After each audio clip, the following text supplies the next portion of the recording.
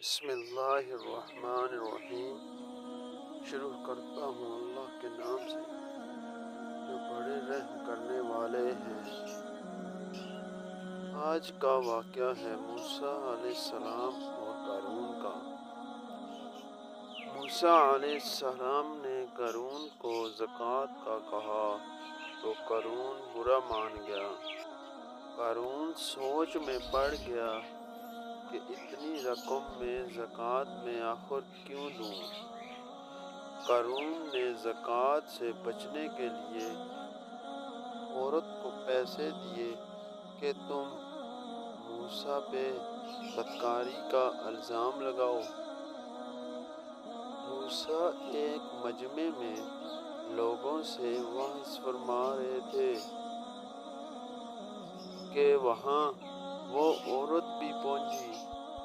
موسیٰ سے مجمع میں ایک پوچھنے والے نے پوچھا کہ جو انسان کسی عورت سے زنا کرے اس کی کیا سزا ہے؟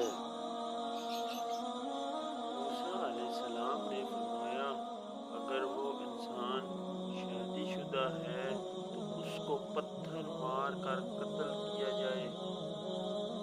اس نوجوان نے کہا یہ عورت آئی ہے، یہ کچھ کہنا چاہتی ہے۔ اس نے اس عورت کو کھڑا کیا۔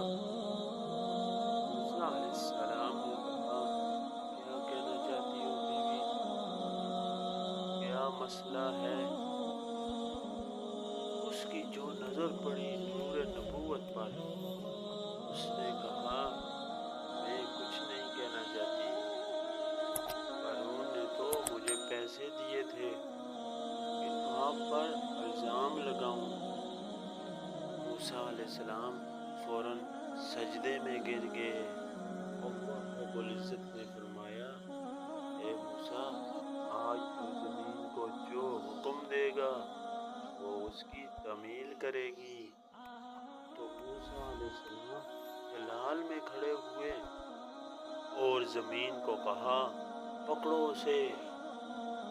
جب زمین نے ایک دم قارون کو کھینچا اور پیروں تک زمین میں چلا گیا تو قارون نے کہا اے موسیٰ مجھے معاف کر دو، اے موسیٰ مجھے معاف کر دو۔ تو موسیٰ علیہ السلام نے زمین کو کہا اس کو اور پکڑو۔ تو اس کو زمین نے اور کھینچا اور وہ پیٹ تک چلا گیا۔ قارون نے چیخ چیخ کر کہا اے موسیٰ مجھے معاف کر دو۔ تو موسیٰ علیہ السلام نے پھر زمین کو کہا کہ اور پکڑو اسے۔ اس طرح زمین میں وہ پورا چلا گیا۔ کچھ وقت بعد اللہ رب العزت نے جب جبرائیل کو اتارا اور فرمایا اے موسیٰ بڑا مضبوط ہے تمہارا دل، اس نے تمہاری اتنی منتیں کی اور یہ نرم نہ ہوا۔ میری عزت کی قسم اگر قارون مجھے ایک بار بھی پکارتا تو میں اس کو زمین سے نکال دیتا۔